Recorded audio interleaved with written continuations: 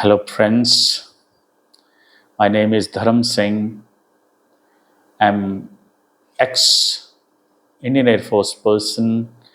I retired from Indian Air Force in 2005 after putting 16 years of service, and since then I am into training, coaching, training university students, aspirants for defense services.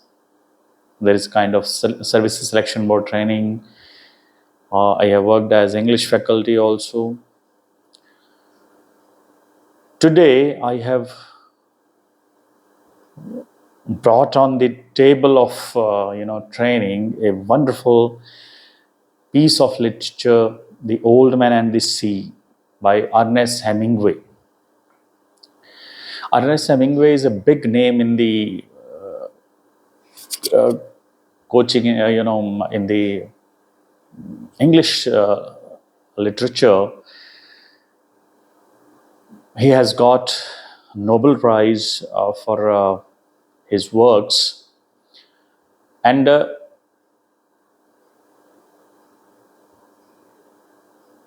when this novel was written, and this novel uh, has proved a catalyst in so what is so admirable in this novel, valuable in this novel, which got Hemingway a Nobel Prize?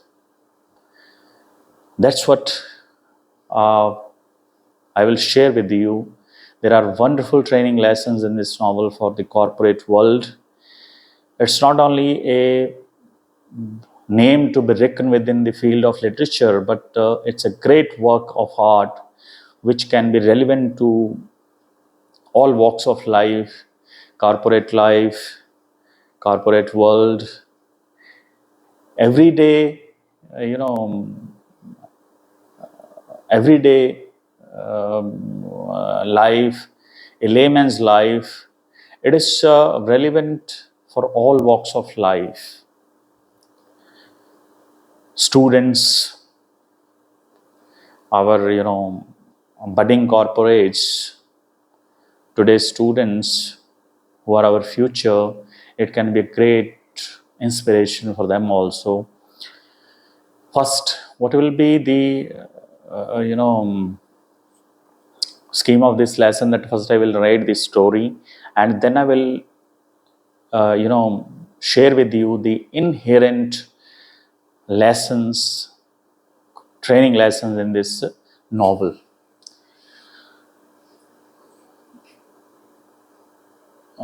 As you can see, there is a wonderful picture. Maybe that this is a picture from a movie. I will tell you that there have been 2 movies also which have been dedicated to this novel, and they have also done wonderfully. As far as the story of this novel goes, that there is a fisherman, Santiago. The story is set in Cuba. There is a fisherman whose name is Santiago. He is 85 years old. It so happens that for 84 straight days, he is not able to catch a single fish. And this fisherman, he is old also, he doesn't have any family. But he has a friend in a boy who is 10, 11 years old. Although all the people around call him unlucky, this boy still has faith in the old man. He loves the old man. He tells him, no, old man, you can still do things. You don't have to worry. You don't have to get demotivated. You can still do things.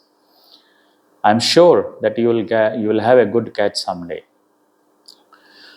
Encouraged by this boy, people call him, there is a word slough. The word slough is used in the novel. Slough is used in the local language. Slough is used for a very unlucky person. Encouraged by this boy, on 85th day, he again goes into the sea, and of course far into the sea, because today is highly motivated, encouraged by that boy. He recovers himself, and he has a renewed faith in his skills, in himself. But what happens, that evening comes, and by that time he has not been able to catch a single fish, and again he has doubts, that again he has doubts that perhaps people say right things about him, and he is um, he is perhaps, just one second, I take leave of few people.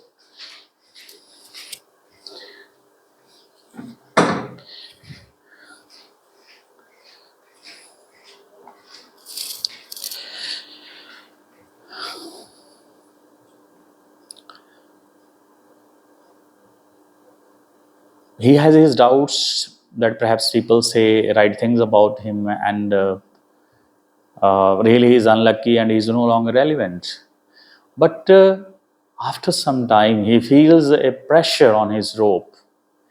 He feels that something is pulling the rope, bait.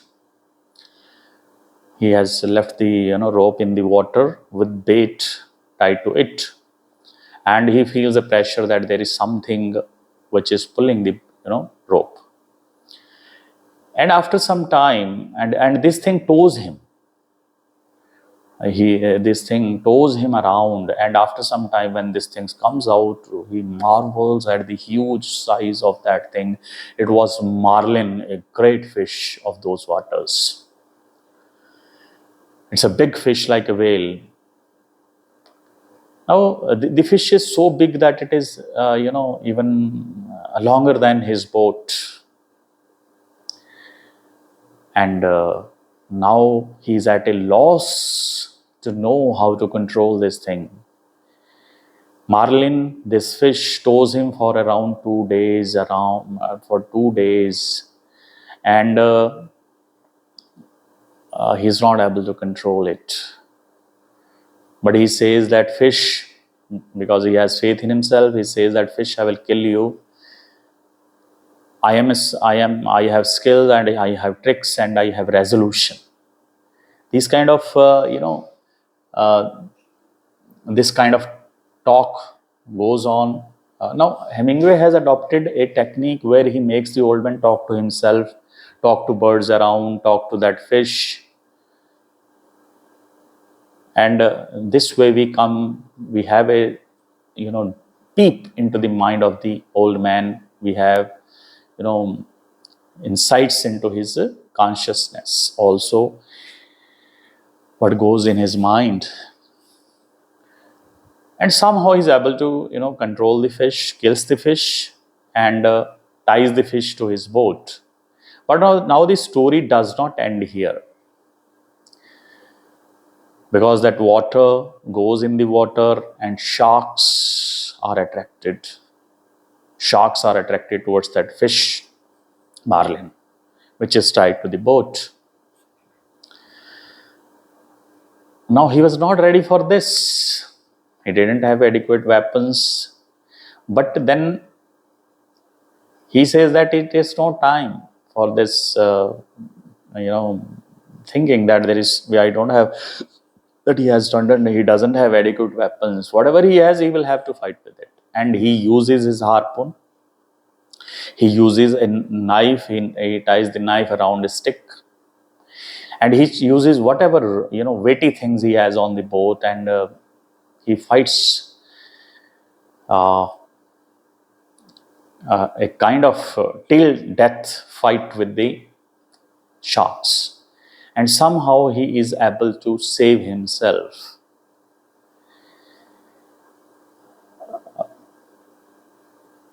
But he is not able to save his catch. That wonderful fish, marlin, is eaten whole by the sharks. And when he reaches his community late into the night, he is near dead. He has cramped in his, hands. He's, dangerously wounded. And he goes straight to his bed and falls on the bed. And then taken care of by the community people, the boy, Manolin, in the morning. Because people were worried about him because he was not visible for 3-4 days. In the morning, they come to his boat and look at what is this. They marvel at his catch. Some people say this is not a fish. This is about perspective. This is not a fish. This is a skeleton. Perhaps this old man is insane. He has brought a skeleton. It's of no value. And some people marvel the wonderful catch. They marvel at the size of that fish, huge fish. And they say the old man is perhaps not unlucky anymore. He has skill and he is still relevant. So this is the story. And now coming to the lessons, as you can see that this novel got a Pulitzer in 1953 and a Nobel Prize in 1954. Nobel Prize is the highest prize. It is given in the field of literature, science, arts, etc. Sure, it's a classic work of literature, but The Old Man and the Sea really shines as a handy guide to success. So it's about success also. What is the meaning of success? If we look at the major theme of this novel, it is a man can be destroyed but not defeated. That is the major literary theme of this novel. But there are many other lessons in this novel which are relevant from, life skill point of view. That we should have life lessons, we can say life lessons in The Old Man and the Sea. The first and foremost lesson is your luck depends on your will and your skill. That is first and foremost lesson of this novel. Santiago says, to hell with the luck, I'll bring the luck with me. So should you. I am not be as strong as I think, but I know tricks and I have a resolution. So he says that to hell with the luck. Santiago says when he goes, when people say that you are unlucky, he says that to hell with luck. I'll bring my own luck. I have tricks and I have resolution. So this is, as has been proved by the old man, he catches a big fish, he controls it, he fights with the sharks. So he created his own luck by his sheer determination, by his skills, by his tricks. So this is first and foremost lesson of this novel. I would like to comment upon, another situation. You might have heard the name of Dashrath Manjhi. As in, we are Indians, and we might have heard about Dashrath Manjhi. He, made a road through a mountain alone. He had some bad experience. He was not able to cross this mountain, and because of that, he lost something very valuable. So he was determined that someday he will make a road through this mountain so that the journey across the mountain becomes easy. No, but nobody, came with him, and he did it alone. But then, when he was able to make this road, he was looked upon as an inspiration by the world around. So that's how determination. It's about determination. Single man doing such a big feat. performing such a big feat. So second lesson is never give up. Look at the huge size of the fish. I'll just go through the slide. The old man had gone 84 days without catching a fish. But this didn't deter him from trying further. Santiago then braved the match of his life, catching a giant marlin, an insurmountable accomplishment he earned through patience, intelligence, skills, and determination. Patience, intelligence, skills, and determination. So these words are, recurring words when we talk about this novel. Never give up. That is second lesson. The old man went straight for 84 days without catching a fish. But he was consistent. He was making consistent efforts. He went to sea on 85th day also, and with a renewed vigor, with a renewed, faith, encouraged by his friend Manolin. So when you put consistent, persistent efforts, even God rewards you, because God cannot turn you away. So you can call God, you can call that if you will do something you will do for for 100 days, 200 days, there is no question that you will not have a chance. You will get your chance. So never give up. So he catches a big marlin, and then when sharks attack, and because he was already exhausted, he might have given up at that time. But then, because he has leadership skills, and he knows that it is now or never. So he knows the value of his catch, and he fights with the sharks. He fights with the, kind of till death fight, that you will not give up till your last breath. If you have that kind of determination, that kind of, fortitude, courage, chances are there that you will succeed.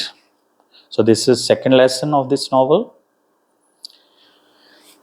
Third lesson is fight with what you have, resourcefulness. I'll talk about this, what is meaning of resourcefulness. Having lost his harpoon and realizing his unfavorable situation, Santiago wishes he had a stone for his knife and were better armed, but he couldn't stop in the middle of the fight to think how he could have done better. Now is no time to think of what you do not have. Think of what you can do with what there is. Third lesson is fight with what you have, resourcefulness. This is called resourcefulness. When he was trying to control marlin, and when he was fighting with the sharks, he found that he didn't have adequate weapons. But then he says that it is no time to think of that you don't have this thing and that thing. You will have to fight with what you have. So he uses his harpoon, he uses a blade, a knife, and ties it around a stick and uses it as a harpoon. And whatever weighty things are there on the boat, he uses everything to fight with the fish, and he is able to save himself. Although he was not able to save his catch, but then he was able to save himself. So this is called a resourcefulness. Here we can relate it to real life also. That in every day, suppose you are a manager, you have to work on a project. You don't have adequate funds, you don't have adequate human resources. So you will try to manage things. You will create the resources first. You will try to complete the project.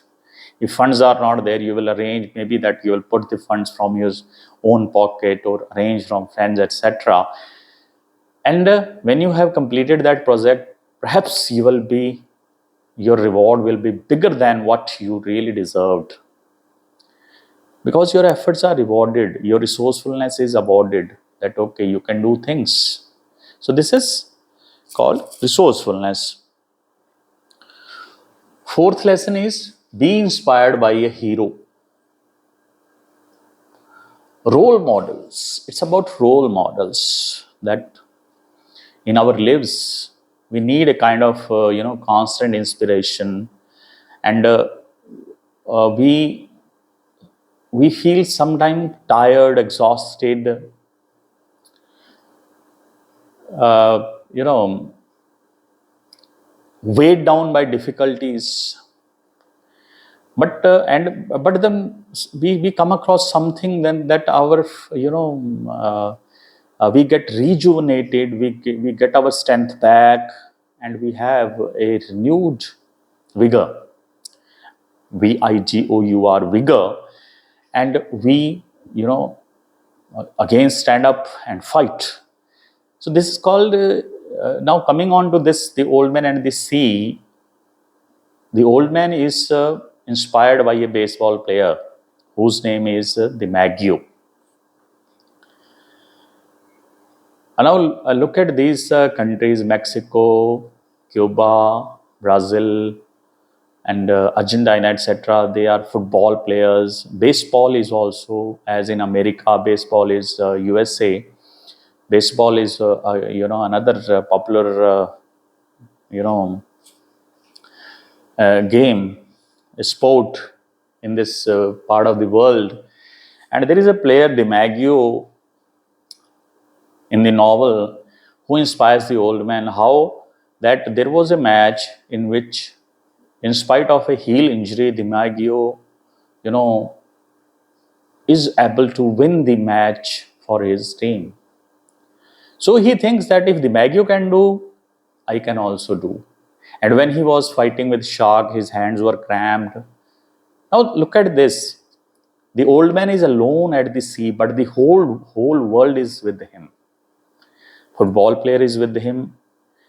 Manolin is with him. His community people are with him because they are in his mind. He's associated with the everything. So associations, we call it. Our mind is such a thing that it can go anywhere. So he's at sea. At sea, he's thinking of the Maggio.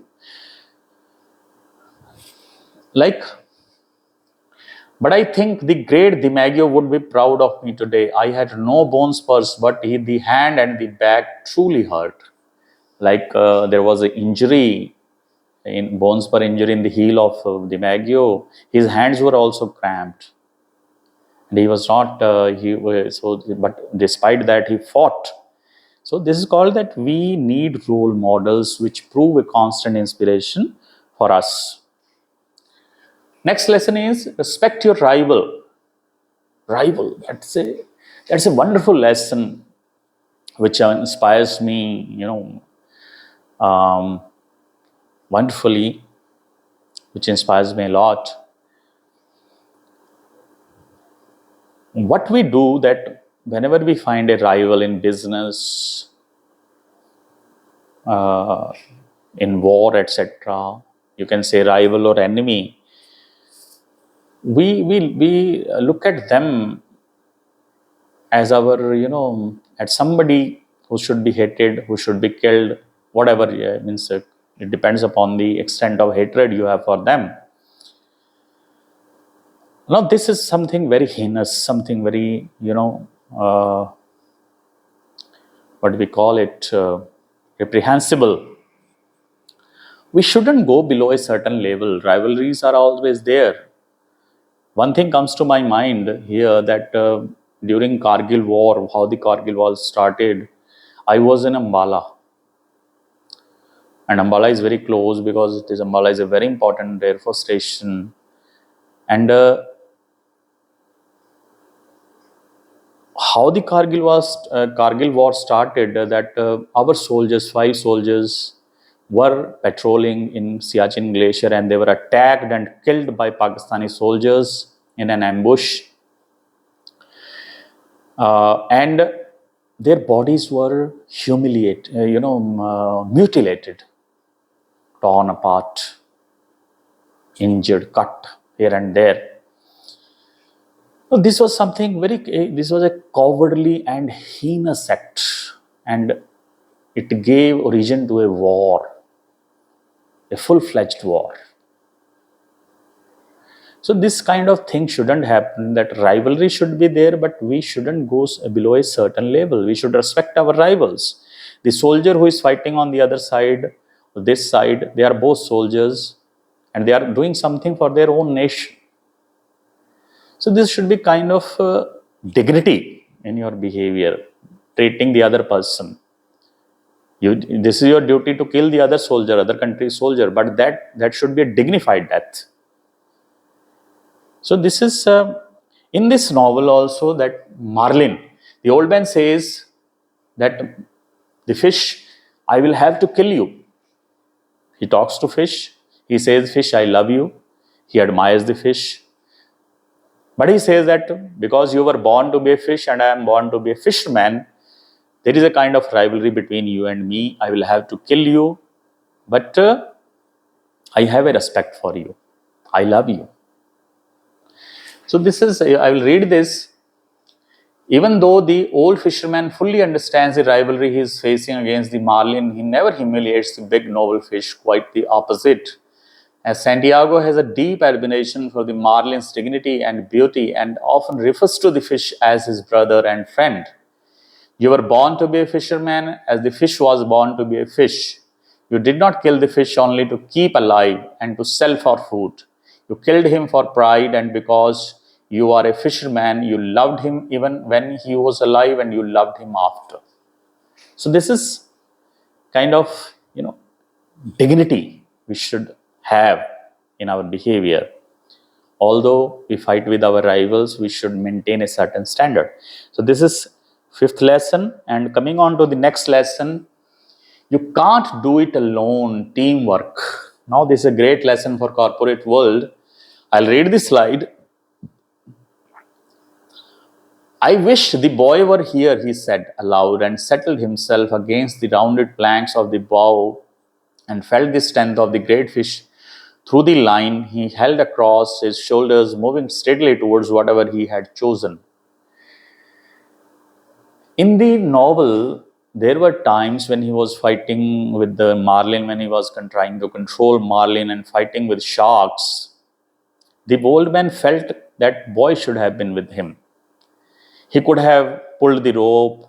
He could have, I will read the slide. At several times during the epic struggle, the solitary Santiago wishes his young friend Manolin was present to help him. Particularly, the boy could have assisted him as he got tired and needed to rest, and when he started feeling severe cramps. So when he could have pulled the rope, he could have pulled at the rope to control the marlin. And when his hands were cramped, he could have massaged them, and he could have been, valuable. He could have been a very good companion for doing chores on that boat, doing small things, which could have greatly helped the old man. So this shows that teamwork is very much necessary. Teamwork is necessary. Last lesson is, dreams and reflections provide you sustenance. Look at, there is a picture of lion. What happens that once upon a time, he was lying on a beach. He went to some beach and he was lying there in the sunshine, and he fell asleep. And during his sleep, he dreamed about lions, that lions are roaming on that beach. And he felt so happy about them, because lions are a symbol of hope, courage, boldness, so strength. So he felt about this, he felt very happy, and whenever he was sad, and whenever he was struggling with something, like he struggled with marlin and he was fighting with sharks, he reminded himself of that dream and he got a renewed strength. So it is coming on to real life. Suppose you had a wonderful experience. There were moments in your life when you enjoyed, And when you think of those moments which provided you happiness, a person or a scene somewhere, they give you strength. When you are, doing some drudgery, some work which is not interesting to you, so you think of those times, and then you get a sustenance from them. So this is again a wonderful lesson in this novel. So as you look at this, summing up these lessons, again I'll sum them up. Your luck depends on your will and skill. Or I'll go back to the first slide. Your luck depends on your will and your skill. So that is first lesson. Second lesson, never give up. Third lesson, fight with what you have, resourcefulness. Be inspired by a hero. Respect your rival. You can't do it alone, teamwork. Dreams and reflections provide you sustenance. So these are all wonderful lessons. The lions represent youth, strength, and pride in Santiago. So this is a great line of the novel. Lions are reflective of the, youth, strength, and pride in Santiago. Pride is a great word. He took pride in killing the marlin, fighting with the sharks, proving himself as a fisherman. So these are great leadership lessons in this novel.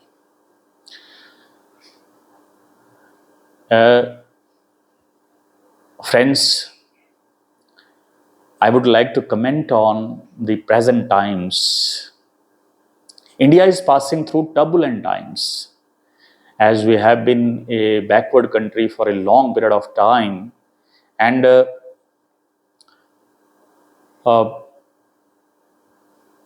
given the average standards of education, innovation, India is far behind. We are still lagging behind. And information, there is an onslaught of information. We are able to have any kind of information, but we don't have that kind of maturity to deal with that information. Like, look at this mobile. Mobile is a, nuisance, I would say. If you are not able to make use of this, device judiciously, although I will say that it's a wonderful device, but because this has proved a nuisance also, because we are not able to use it judiciously. You get kind of information, a lot of information. There is an onslaught of information on mobile, but you are not able to deal with that information. Sometimes that information spoils you. It becomes dangerous for you. And because of this mobile, people have left, lifestyles have changed. People have taken to rooms, especially the young generation. If I call them as Hemingway is also, he was an adventurous, talking about the philosophy of Hemingway, why I am inspired so much by this novel, that he was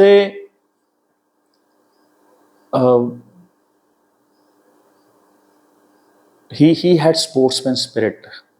He lived an adventurous life. Bullfighting, fishing, these were his sports, these were his favorite pastime, we call it. So we should exercise daily. We shouldn't take to rooms. We are all the time looking at mobiles. It makes you nervous. So this piece of literature is not only valuable from a corporate lesson point of view. It has some things for like things just for life. Being close to nature, making nature a good companion. When the old man was at sea, he talks to birds. Fish come and go, he talks to fish. So when you are open with nature, you learn a lot. As Wordsworth has also said, the nature is the greatest teacher, the best teacher. So I would request my young friends that they should read this novel, you know, imbibe the lessons inherent in this novel in their lives, and make this world a better place. Okay, friends, with these words, I will take leave of you. Uh, I would say again, Namaskar, Sat Sri Akal, Walaikum Assalam, Jai Hind, Shabba Khair, all the best. Enjoy yourself. And press the button also. Thank you very much.